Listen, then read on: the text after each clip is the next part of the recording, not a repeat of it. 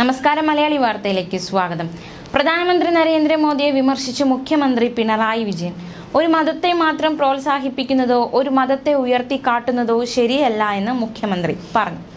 അയോധ്യ രാമക്ഷേത്ര പ്രതിഷ്ഠാ ചടങ്ങിലെ പ്രധാനമന്ത്രിയുടെ പങ്കാളിത്തത്തെ വിമർശിക്കുകയായിരുന്നു മുഖ്യമന്ത്രി. ഭരണഘടനാ പ്രകാരം സത്യപ്രതിജ്ഞ എടുത്തവർക്ക് എല്ലാവർക്കും ഒരേ അവകാശം ഉറപ്പുവരുത്താൻ ബാധ്യതയുണ്ടെന്ന് മുഖ്യമന്ത്രി ചൂണ്ടിക്കാണിച്ചു. എല്ലാ മതങ്ങൾക്കും തുല്യത വാഗ്ദാനം ചെയ്യുന്നതാണ് ഭരണഘടനയെന്നും മുഖ്യമന്ത്രി പറഞ്ഞു. മതനിരപേക്ഷതയാണ് ഭരണഘടന മുന്നോട്ട് വയ്ക്കുന്നത്. മതം വ്യക്തിപരമായ വിഷയമാണ്.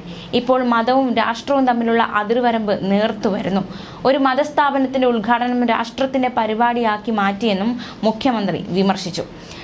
ജവഹർലാൽ നെഹ്റു രാഷ്ട്രത്തെയും മതത്തെയും രണ്ടായി നിർത്തണമെന്ന് ഉറപ്പിച്ചു പറഞ്ഞിരുന്ന കാര്യവും മുഖ്യമന്ത്രി ചൂണ്ടിക്കാണിക്കുകയുണ്ടായി.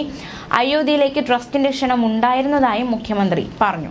അയോധ്യയിലേക്കുള്ള ക്ഷണം സ്വീകരിക്കാതെ ഭരണഘടനാ ഉത്തരവാദിത്തം ഉയർത്തിപ്പിടിക്കാമെന്നും മുഖ്യമന്ത്രി വ്യക്തമാക്കി.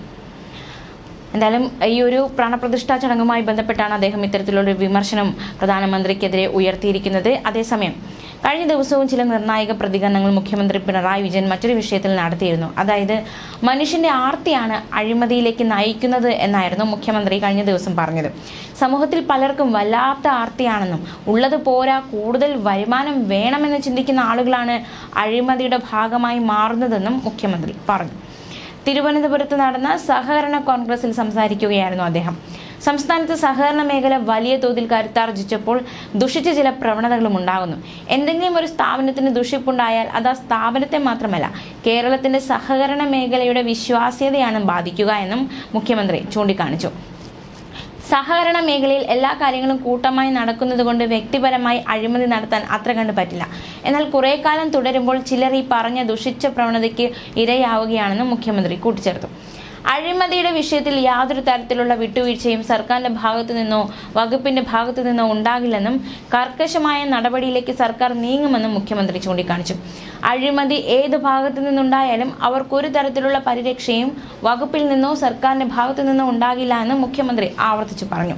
കേരളത്തിലെ സഹകരണ മേഖലയുടെ വളർച്ച അത്ഭുതപൂർവ്വമാണെന്നും ഈ വളർച്ചയിൽ വല്ലാതെ അസൂയ കൊണ്ട് കഴിയുന്നവരുണ്ട് എന്നും അദ്ദേഹം വിമർശിച്ചു.